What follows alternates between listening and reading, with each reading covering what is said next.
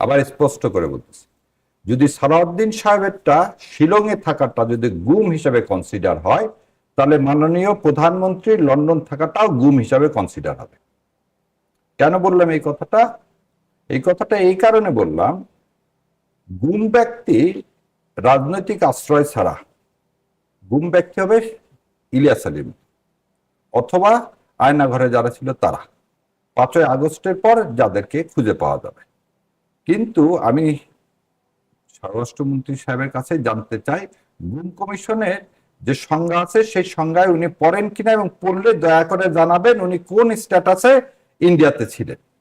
এবং মাননীয় প্রধানমন্ত্রী যেমন কি স্ট্যাটাসে ইংল্যান্ডে ছিলেন, রাজনৈতিক রাজনৈতিক স্ট্যাটাসে উনি কি ছিলেন, ইংল্যান্ডে ছিলেন।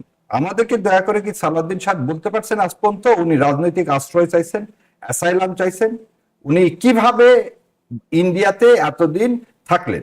কারণ আপনি যদি ট্রেসপাসার হন, আপনি যদি অবৈধ হন, আপনার তো কোনো দেশ থাকতে পারবেন না জেলখানা ছাড়া।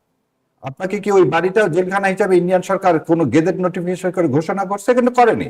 তাহলে আপনি গুম হলেন কিভাবে রে ভাই?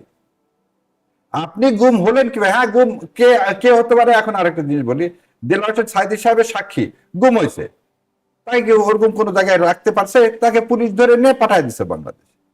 সো আপনি আবার দেখেন কাকে বিনিময় করলেন আপনি সেই সময়। আমাদের জেলে কে ছিল? আমাদের জেলে ভারতের একজন, যাকে উলফার নেতা বলা হচ্ছে, অনুপ চেটিয়া ছিল। অনুপ চেটিয়া কি গুলশানে কোনো বাসা ভাড়া নিয়েছিলেন? অনুপ চেটিয়া জেলে ছিলেন, জেল থেকে ইন্ডিয়াতে চলে গেছে। তো সালাউদ্দিন সাহেব যদি নিজেকে গুম বলে দাবি করে, তাহলে আমি দাবি করতেছি মাননীয় প্রধানমন্ত্রীও গুম হয়েছে। আর আপনাকে একটু আগে যে কথাটা একটু বলা উচিত ছিল আমার, সেটা হচ্ছে অ্যাড করা হচ্ছে ফ্যাক্টেম ভ্যালেট। ফ্যাক্টেম ভ্যালেট এটা হচ্ছে ল্যাটিন শব্দ। ল্যাটিন শব্দ পুরোটা হচ্ছে ফ্যাক্টেম ভ্যালেট কোডিয়া ফি নন ডিবেট, মানে হচ্ছে what ought to be not to be done, কি হয়েছে, become valid after having done. তার মানে কি, যেটা করা উচিত ছিল না কিন্তু করার পরে ওটা ভ্যালিড হয়েছে। আপনি তো করে ফেলছেন রে ভাই, আপনি করে গণভোট তো করে ফেল, তাহলে গণভোট ভ্যালিড। তাহলে এই 4টা কোশ্চিনে জনগণ যে রায় দিছে, তাহলে আপনি সেই রায়টা মানবেন। এটা তো আপনারই কথা। আপনি দুইটা কথা বলতেছেন সালাউদ্দিন সাহেব, এক হচ্ছে আমি প্রস্তাবক গণভোটে, আবার আপনি বলতেছেন আজকে ঠিক আছে এটা কি ফ্যাক্ট এন্ড ভ্যালিড, বাকিটা বাদ দিলাম। তাহলে যেটা আপনি বলতেছেন বৈধ, তাহলে বৈধ জিনিসকে আপনি মানতেছেন না কেন? আপনি গণভোটকে মানেন। আর গুম কমিশনের, শোনেন, আমার এই ছোট্ট জীবনে যতদিন আমি এই কোর্টের বারান্দায় ঘুরতেছি, ওয়ান অফ দ্য ফাইনেস্ট জাজেস হচ্ছে justice Moinul Islam Chowdhury. One of the finest জাজেস, ফাইনেস্ট, অনেক যত প্রকারের অ্যাডজেক্টিভ প্রয়োজন হয় তার জন্য দিতে আমি কুণ্ঠাবোধ করবো না, এবং ওই কোর্টের বারান্দায় যারা আছে কেউ কুণ্ঠাবোধ করবে না। সেই লোকগুলো আপনারা এমনই আইন করবেন যে ওনারা সবাই আজকে মানবাধিকার কমিশনের সদস্য পদ থেকে সবাই পদত্যাগ করবে। তারপরও স্বরাষ্ট্রমন্ত্রী সাহেব আর কিভাবে জোড়াতালি দিবেন? শোনেন, চোর না শোনে ধর্মের কথা। আপনি কেন এগুলো করছেন সেটা আমরা বুঝি। ভোলার বোনকে তো ধরে নিয়ে গেলেন রাত্রেবেলা। মত প্রকাশের স্বাধীনতা তো আপনি আস্তে আস্তে কিভাবে চাবি লাগাবেন সেটা তো আমরা জানি, দেখতে তো পাচ্ছি, কেবল শুরু হয়েছে। ইনশাল্লাহ আপনারা আপনাদের কথা রাখেন। যখন বলছেন বৈধ, মাননীয় প্রধানমন্ত্রী যখন বলছেন বাস্তবায়ন করবেন, দয়া করে বলেন কয়দিনের মধ্যে করবেন। ধন্যবাদ জানাচ্ছি ব্যারিস্টার শাহরিয়ার কবির। জনাব হাসান হাফিজ, সংসদে যেমনটি বলা হয়েছে গুমের সাজা মাত্র 10 বছর, যা ভুক্তভোগীদের জন্য অবিচার, যে বিষয়টি নিয়ে ব্যারিস্টার শাহরিয়ার কবির বলছিল, কিন্তু বাস্তবে গুমধ্যাদেশ অপরাধের মাত্রা ভেদে সর্বোচ্চ সাজা মৃত্যুদণ্ড, যাবজ্জীবন সহ যে কোনো মেয়াদে কারাদণ্ড এবং জরিমানা। ধারা 1 এবং 2 বিষয়টি উল্লেখ আছে। সদ্য বিদায়ী জাতীয় মানবাধিকার কমিশনের কমিশনাররা খোলা চিঠি দিয়ে এমনটি জানিয়েছেন। তাহলে এই তথ্য বিভ্রাট কেন তৈরি হলো? সেটা তো দুঃখজনক হলো। মানবাধিকার কমিশন তো গঠিত হওয়ার পরে তো ফাংশনও সেভাবে শুরু করতে পারেনি, তো এটা একটা একটু মঙ্গল সূচক তো বলা যাবে না। তো আমরা চাইবো যে মানুষের জনপ্রত্যাশা যেটা, মানুষের আকাঙ্ক্ষা, পরিবর্তনের যেটা আকাঙ্ক্ষা, সেটা বাস্তবায়িত হবে। এটাই আমরা চাইবো, সরকারি দলের কাছে চাইবো, বিরোধী দলের কাছে চাইবো, এবং একটা আমরা সমঝোতার জায়গা আমরা দেখতে চাই। সেটাই হচ্ছে মোটা দাগে মানুষের প্রত্যাশাটা। তো সেটার আমরা আস্তে আস্তে কিন্তু উন্নতা হয়তো একটু দেখতে পাচ্ছি, সেটা কিন্তু ভালো লক্ষণ বলে মনে হয় না। আমরা চাইবো যে সময় থাকতে যেন সেই সমঝোতাটা তৈরি হয় এবং পারস্পরিক শ্রদ্ধার জায়গাটা যেন তৈরি হয়। এবং এখন যে আমরা একটা সর্বগ্রাসী সংকটের মধ্যে পড়েছি, আমরা যেন জাতীয় ঐক্যটাও আমরা যেন বজায় রাখতে চেষ্টা করি, সম্মিলিতভাবে আমরা যেন সমস্যাগুলি আমরা মোকাবেলা করি। এইটাই হচ্ছে আমার মূল কথাটা। আগের অংশে ব্যারিস্টার শাহরিয়ার কবির বলছিল যে বিএনপির নাটাই আসলে এখন ভারতের হাতে। এই বিষয়টি আসলে নিয়ে আপনার মন্তব্য জানতে চাই। ভারত কি পরোক্ষভাবে এখনো আমাদের রাজনীতির নিয়ন্ত্রক? এটা তো এইভাবে ঢালাও ভাবে এরকম বলা মুশকিল, তবে সৎ প্রতিবেশী সুলভ একটা সম্পর্ক আমরা চাই। আমরা সীমান্ত হত্যা চাই না, আমরা তিস্তার পানি চাই। সেইটা যেন আমরা আমাদের কণ্ঠ উঁচু রেখে যেন আমরা করতে পারি, মানুষের সাধারণ মানুষের সেটাই প্রত্যাশা। তো আমরা চাইবো না কোনোভাবেই, কিন্তু ভারতকে আমরা অতীতে অনেক কিছু দিয়েছি, আউট অফ দ্য ওয়ে দিয়েছি, কিন্তু বিনিময়ে আমরা কি পেয়েছি সেটাও কিন্তু বিচার্য। আমরা চাইবো যে একটা সৎ প্রতিবেশী সুলভ সম্পর্ক, এবং আমরা আমাদের ন্যায্যতার ভিত্তিতে, সমতার ভিত্তিতে স্বাধীন সার্বভৌম দেশ হিসেবে আমরা যেন ভারতের কাছ থেকে আমাদের সম্মানটা আদায় করতে পারি। তো আপনি দেখেন যে ভারতের সঙ্গে কিন্তু সবগুলি তার প্রতিবেশী দেশের সঙ্গে সম্পর্ক বৈরিতার পর্যায়ে পৌঁছে গেছে। মালদ্বীপ বলেন, ভুটান, নেপাল, পাকিস্তান, তারপরে আমাদের বাংলাদেশের সঙ্গে। তো এটা তো ঠিক না। আমরা তো আধিপত্যবাদী সংস্কৃতি আমরা চাই না, কোনোভাবেই চাই না। আগ্রাসনটা আমরা চাই না, সাংস্কৃতিক আগ্রাসন চাই না। আমরা আমাদের স্বকীয়তা নিয়ে, আমাদের আত্মমর্যাদা নিয়ে আমরা বাঁচতে চাই। আমরা সমতার ভিত্তিতে অধিকারটা চাই। আমরা বৈষম্য, যে ট্রেড ইমব্যালেন্স আছে ভয়ঙ্কর একটা, সেটা আমরা দূর করতে চাই। তাহলেই কিন্তু পারস্পরিক শ্রদ্ধার একটা জায়গা তৈরি হবে। আমরা অতীতে কিন্তু অনেক কিছু শিকার হয়েছে। কোরবানির গরু নিয়ে আমাদেরকে ব্ল্যাকমেইল করা হয়েছে, আমরা স্বনির্ভর হয়েছি। পেঁয়াজ নিয়ে আমাদেরকে বারবার হেনস্থা করা হয়েছে, সেটাও আমরা স্বনির্ভর হয়েছি। এবং মেডিকেল ভিসা টিসা সমস্ত কিছু যে বন্ধ করে দেওয়া হলো এই জুলাই অভ্যুত্থানের পরে, তারপরে কি আমাদের দেশে কোনো মহামারী হয়েছে? আমরা কি মরে গেছি? আমরা তো নিজেদের পায়ে দাঁড়ানোর চেষ্টা করছি। আসলে কিন্তু necessity is the mother of invention. কিন্তু বিগত সময়ে আমরা কয়েক দশক তো ভারতের হেজিমনিও দেখেছি। হ্যাঁ, ভারত অবশ্যই সেখান দেখেছি। থেকে বেরিয়ে আসতে পারবে না, কিনা ভারত, সেটিও নিশ্চয়ই একটি বড় হ্যাঁ, প্রশ্ন। আমি অবশ্যই সেই অবশ্যই। আলোচনায় ফিরতে চাই। আবারও বিরতির সময় হয়েছে। দর্শক, জনতন্ত্র গণতন্ত্রের এই পর্যায়ে আবারও বিরতি নিচ্ছি, সাথেই থাকুন। ফিরে এলাম, দেখছেন জনতন্ত্র গণতন্ত্র, নিবেদন করছে RICL স্টিল। আমরা আবারও ফিরছি আলোচনায়। জনাব হাসান হাফিজ, আমরা রাজধানীতে জামায়াতের বৈশাখী শোভাযাত্রার আয়োজন দেখলাম। এটি আসলে কি বার্তা দেয়? জামায়াত ইসলামী কি বাংলাদেশের ঐতিহ্যকে ধারণ করছে, নাকি ইসলামপন্থী রাজনীতি থেকে ধীরে ধীরে সরে আসার চেষ্টা করছে? না, সরে আসা তো না। আপনি বাংলাদেশের মানুষের জন আকাঙ্ক্ষা, সেটার প্রতি যদি শ্রদ্ধাশীলতার আমরা নমুনা দেখি, সেটা তো অবশ্যই আমরা ইতিবাচক, সেটাকে স্বাগত জানাবো। গুণগত পরিবর্তনটা তো মানুষ চেয়েছে। তারা কিন্তু প্রথমবারের মতো শহীদ মিনারে গেছে 21শে ফেব্রুয়ারিতে, তাই না?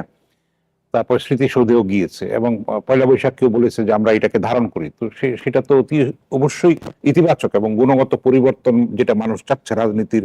প্রথাগত যেই আমরা শোষণ, বঞ্চনার এবং বৈষম্যের যারা রাজনীতি হয়েছে অতীতে, তার থেকে তো আমরা একটা চাচ্ছি যে একটা বদল হোক, একটা পরিবর্তনটা আসুক, যেটা মানুষের কল্যাণ করবে এবং মানুষকে মানবিক করবে। সেই বৈষম্যমুক্ত সমাজ এবং স্বাধীন মত প্রকাশের স্বাধীনতা যেখানে থাকবে, শান্তি শৃঙ্খলা যেখানে থাকবে, মানুষের দুমুঠো ভাত খাওয়ার যেটা মৌলিক অধিকার যেখানে বাস্তবায়িত হবে, সেটাই তো আমরা চাই, তাই না? আমরা দেখেন, আগে অনেক হঠকারিতার শিকার আমরা হয়েছি। আমরা তিনটা প্রশাসনের নির্বাচন দেখেছি, সেটা বিশ্ব দরবারে আমাদের মর্যাদাকে ভুলুণ্ঠিত করেছে। আমাদের ক্যাপাবিলিটি নাই, তারপরে আমরা কিন্তু উন্নয়নশীল দেশের জন্য এটা আবার পেছানোর জন্য আবার আন্দোলন চলছে, মানে দেন দরবার চলছে।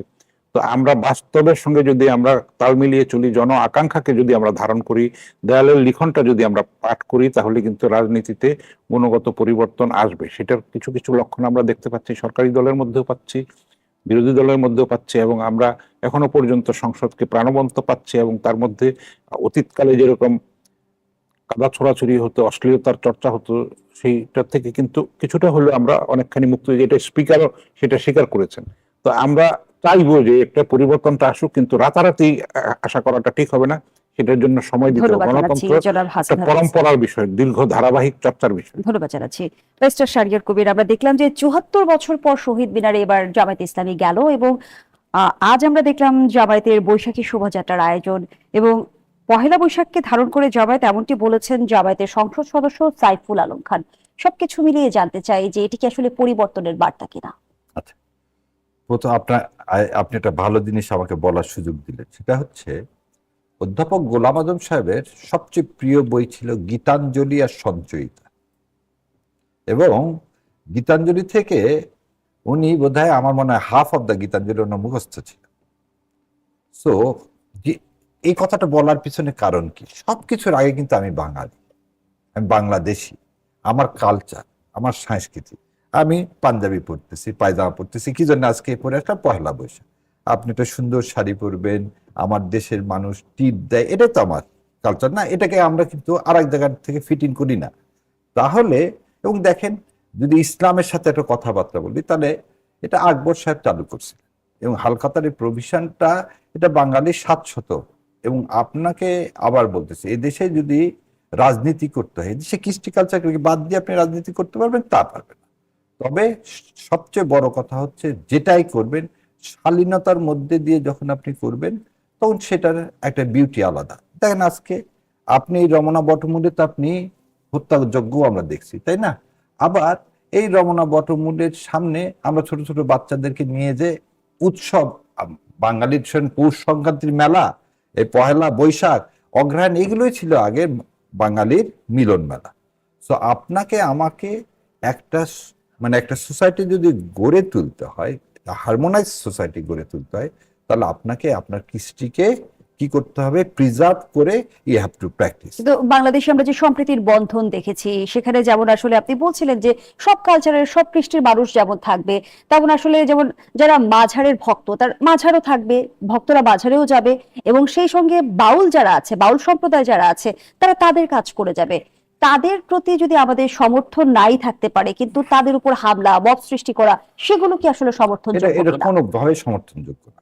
কি কারণে সমর্থনযোগ্য না আপনাকে বল। নওয়াব সিরাজউদ্দৌলা যখন এই বাংলায় শাসন করছেন, তখন কি আপনি জানেন যে মুসলমানের চেয়ে এখানে হিন্দুর সংখ্যা বেশি ছিল? কোথায়? আমাদের মধ্যে তো এগুলো হয়নি। নোয়াখালীতে আমি ওই যে ফ্রিডম ইন মিড নাইট যদি বইটা পড়েন, দেখবেন নোয়াখালীতে যখন গান্ধীজি আসবে, তাকে নেহরু আসতে দিবে না।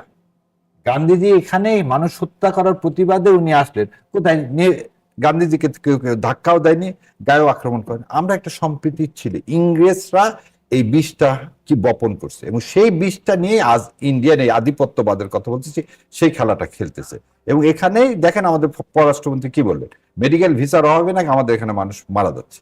এই ধরনের গসিপ করে আমাদেরকে যে ভাগ করা, আরে ভাই তা করেন না। সবার আগে বাংলাদেশের মনে প্রাণে বিশ্বাস করেন, আসেন নববর্ষে আমরা সবাই মিলে শপথ নিই একটা সুখী সমৃদ্ধ বাংলাদেশ, যে বাংলায় সবাই আগমন করতো, সেই বাংলাকে গড়ে তুলি।